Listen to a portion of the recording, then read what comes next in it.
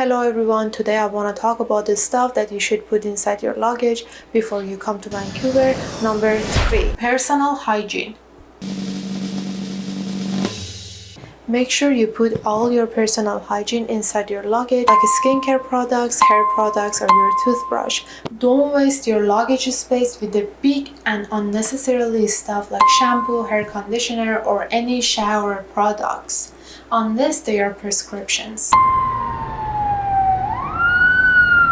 If you already made it to Vancouver, you probably can afford to buy a shampoo here.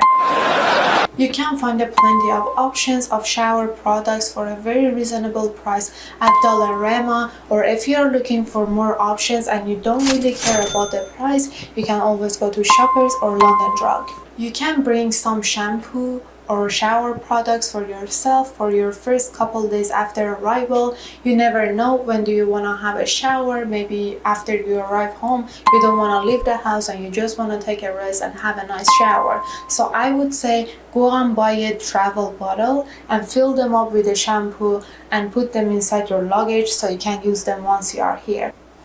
That's it for today, guys. Thank you so much for watching my video. If you like it, please comment it below and let me know. And don't forget to subscribe our YouTube channel.